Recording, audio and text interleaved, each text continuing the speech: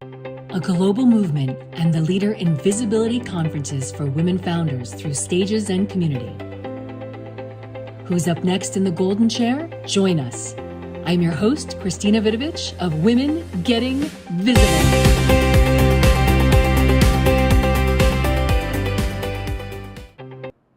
Well, hello, everyone. I am so excited for today's special episode of Women Getting Visible. Yes, and I call it a special episode because this is the first time I have had a visibility strategist alongside this visibility strategist. So let me introduce our golden chair guest of the day, Sarah Ramsey. Welcome, Sarah. Hi, Christina. I am so happy to be here. Yay! Sarah, tell us where you are in the world today and a little bit more about what you do in the visibility world. So today I am in Alexandria, Virginia, and I am doing my visibility work. I am a PR coach and a visibility strategist. I work primarily with authors and thought leaders to help them get loud, get their name out there, get known, and tell their story. Yes, I love it. And it's so fun because we've seen each other from across the room, but we just had an opportunity to get to know each other in the last couple of weeks, which is so amazing. And you have taught me so many interesting little things about the world of writing and being an author and what it looks like on that side of visibility. I love authors.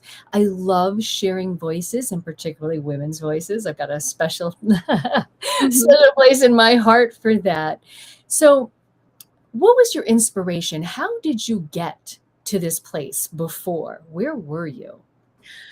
I spent most of my professional career working in and around the government, around the federal government, and doing something communications. I've been doing strategic communications for well over 20 years now, but I was working in a very science and technology focused agency, and I loved that. It was a dream job, but even dream jobs, you can get burnout. And at one point, I decided that I was done working for other people. So 2 years ago, this week, 2 years ago this week, I quit my 9-to-5 and went, I want to build something for me. For other people. Like, I want to help especially other women build what their thing and tell their own stories. And I've been a writer since I was, I don't know, knee high to a grasshopper. I've always been a writer. I have always been a reader, and I love stories. I love words. But why I got into this business, my inspiration was really other women telling their stories. Mm-hmm. You know, we are, I think, so often encouraged to be the quiet support in the room. Even if we are leading, even if we are inspiring others, we're supposed to be a little softer, a little quieter, not loud and showy. We're not supposed to be the ones, out in front yelling, look at me, look at me. And not everybody wants to show up that way, but everybody has a story to tell. Yes. And their story is worth getting out there. Their voice is worth being heard. And I say I work with authors, but authors because I love words and I love books, but the same goes for anybody launching a podcast or who wants to be a speaker on stage. You have a voice, you have a story to tell. And what inspires me is making that happen. Yes. I love this. I love this 100%, because just like you're talking about some of that space of where you were to where you are now, when I would teach dancers and they're so scared to take that first step, literal first step, to go, no, we can do this. And to watch them get visible to themselves, to get out there. And then finally, it didn't have to be on stage, but just to dance in a room full of other people, right? Yeah. And that is the thing I love. I think when we talk about visibility, So many people think, oh, that means all eyes are going to be on me, that everybody's going to be looking at me, and what do I do in that crowd? And I don't like that. I'm like, your story could be something that you tell just to your friends and family. Your story can be something you tell to yourself. Mhm. But making yourself known to your friends, to your family, to your team, to your sector, to your industry, all of that is important. And once you do that, just like in dance, once you take that first step, once you do that first dance, it's like, oh, that was less scary than I thought. Yes. Yes. And then you're like, great, where's my stage? It's so true. It's so true. It's just finding that confidence. And it's so funny because confidence begets confidence as well, especially in this visibility piece, right? Absolutely. Yeah. Yeah. So now we know you're inspired to watch the stories. What is your personal driver? What makes you get up and say, I, as Sarah, need to be visible myself today so that I can help other people in this space? And isn't that always the hardest thing, being visible? Like, we help other people be visible, and like, oh wait, I frequently tell my clients, do as I say, not as I do. What drives me is that I am doing this for myself. Mhm. I quit the 9 to 5 working for other people because I wanted to build something that was my own. Yeah. And if I don't show up for me, nobody else will. So it's not even about the pressure to succeed or the pressure to make money. It's about, if I don't do this, if I don't tell my story, there's no one else out there who's going to tell it for me. Right. So my driver is really showing up for myself to do something and build something that I am proud of. Yes. And you know what I love about that too is, to me, that's part of the foundation of telling people it's okay, is your story is unique to you. Yes. Nobody has ever lived your story. Yes. Yeah. That's why we have to tell it. Right. And this is a great thing because I work with authors, and especially in genre fiction, Yeah. the story structure is often the same. If you read a romance novel has a happily ever after. That is the ending of a romance novel. And so some people are like, but you're telling the same story over and over again. Like, no, you can take the same idea, just like you can take the same person, multiple people in the same industry, like how we approach visibility and how we talk about visibility. And you can take the same thing and get something that is special and unique and has your own fingerprints all over it, because it's yours. It's how you do it that makes it special. Yeah. And it's funny is, for some reason, as you're talking about this is where I think of the novel series of, like, if we look at it like a relationship, oh, all the beautiful things of the relationship until it wasn't. And then the next relationship came and all the beautiful things until it wasn't. There's so many stories that can be told, and it's different because this relationship was not at all like this relationship, and the things that you learn from it and the things that you can teach other people. Yes, exactly. Yeah, yeah. And there's so many teachable moments, through our lives and through our stories, because we can only live one life at a time. Great. Yes. And so, yes, I think it is so incredible, the work that you're doing and the light that you are shining on others. Oh, let me just hands I up. love doing what I do. Yes, and it totally, totally shows every time I talk to you.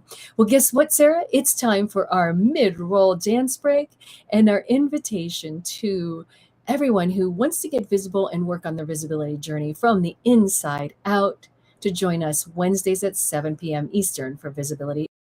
Share your story, own your name, step in the light, ignite your flame, show up, shine out, it's time to be heard, flip fear into power with every word,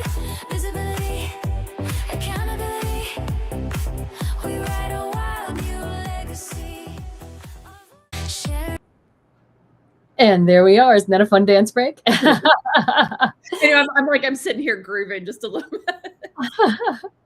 So my question for you next is, what is next for Sarah as you're continuing on this journey? And again, congratulations on these first 2 years, because that is huge growth. How many times we look at businesses, we've got to get through year one, we've got to get through year two. If we made it through year two, we're great until year 5. So what is in the horoscope, is in the crystal ball? What's coming up for Sarah next? One of the things that I have learned doing this work is that I really, really enjoy the teaching part of it, not just the doing, but the showing other people how to do this. And so I am very much hoping to get into more of that, rather where I'm not just working one-on-one with clients, but also talking to groups, teaching classes. And one of the things I think is great about that is, as we saw with the DDC conference, is that when you get a group of women in the room together, magic happens. And the visibility means supporting each other and helping each other show up and show out. And I love that just as much as I do the one-on-one consulting and working with people. Yes, yes. Well, and it's funny because that's leading into my next favorite question in the why does visibility matter? Going back to what I said before about if I don't show up for me, no one else will. If people don't know who you are, if they don't, at the most basic, if they don't know your name, if they don't know what you stand for, nobody else is going to put you out there. If they can't find you, if they can't see you, they can't work with you. And for those of us who are trying to build a business, build a profession, build something, build a book series, we need people to be able to find us. Like at the most foundational, again, it's like if they don't know your name, they can't buy from you. Yeah. But bigger picture, it's also if they don't know your story, they can't connect with you. Yes. Ooh, and that is such an important piece right there. Let's say that again. If they don't know your story, they can't connect with you. Yes. That is so true. Wow, because you can have the most amazing conversations back in the day before cell phones with somebody in the airplane sitting next to you. You might not remember their name, but you remember their story. Exactly. Yes. Oh, wow. That we just went deep, Sarah. I am loving that. I am loving that. And even more so, another question I absolutely love, and I'm going to ask you this in 2 parts of legacy. Same kind of thing. Why does legacy matter? And I'm going to chime in on that one myself too, because I love this question. I think we all want to be known, and we all want to know that what we have built and what we stand for lives on. And that doesn't have to mean that you are a celebrity, buildings are named after you. It can be in your circle, in your family. We just want to know that our story lives on, because that's how that is how we stick around. Yeah. Yeah. And exactly. And that's what it makes me think about is history. You know, imagine if our grandmothers and our great grandmothers had the tools we have today, and what we could learn from them so much faster than, if they were not alive, or alive when you were a child, that you just didn't have the capacity to pick up all the things they wanted to teach you. Right. Yeah. Yeah. And it's like that whole thing. It's like, if we don't know our history, it repeats itself, right? So having that spark of going, oh, this is Yeah, absolutely a grand piece of what we can push and present forward to the future. right. So funny story, my bachelor's degree is actually in history.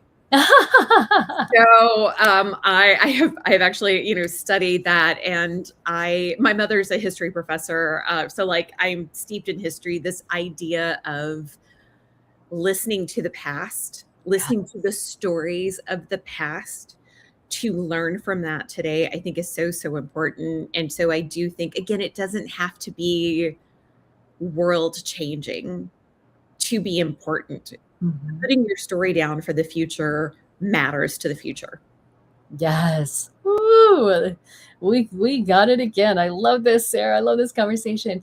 And now for part two, the personal question.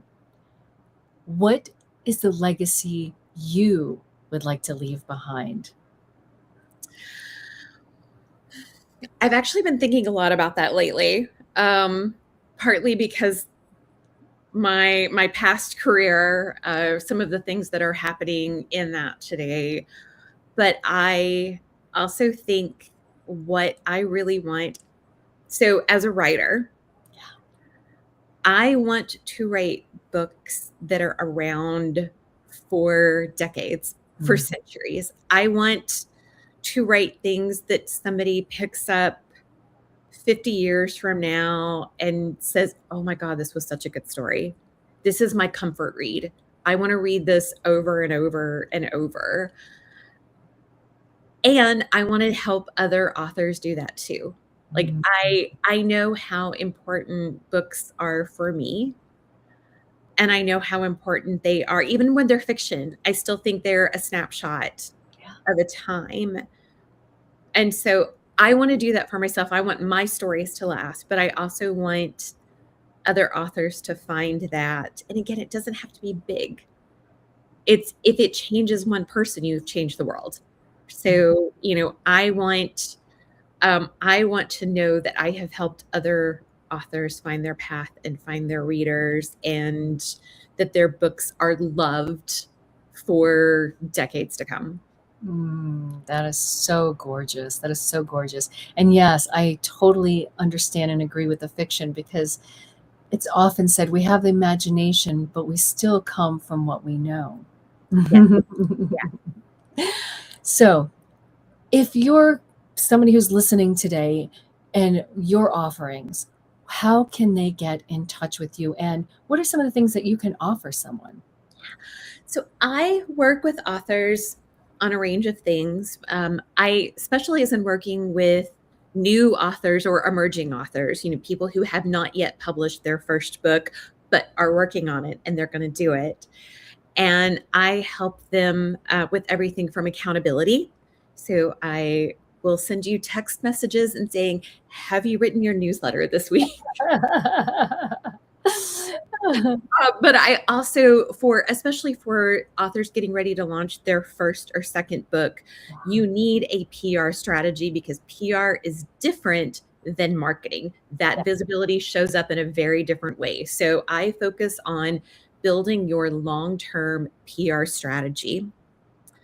And that is my favorite thing to do with authors, is to build the foundation and to set them up so they have success for years to come. And so the best way to reach me is either by email, sarah@sarahramsey.com, or check out my website, which is just my name, www.sarahramsey.com. And you can reach me there, or shoot me an email. I love to hear from people. Stop me in a coffee shop if you hear me talking. I actually had that happen. I was meeting with a client and somebody sitting next to us like, "Oh, wait, you're an author? I'm an author too." And she's like my new best friend. So, um, yeah. So, very, very happy to have conversations with anybody, just, reaching out like that. Terrific. Oh, I love this. I love this. Hey, so all of you listening out there, ladies who are ready to get visible in your first or second book and you need some PR help, Sarah at sarahramsey.com. Find out, have a conversation, get to know her because You'll love her just like I do. Thank you, Sarah, so much for joining us today. And Christina, I always love talking with you. I love when we get together, like, again, magic happens. And so thank you so much for having me. my pleasure. I'll see you on another stage soon. Who's up next in the golden chair? Join us next week. I'm your host, Christina Vidovich of Women Getting Visible.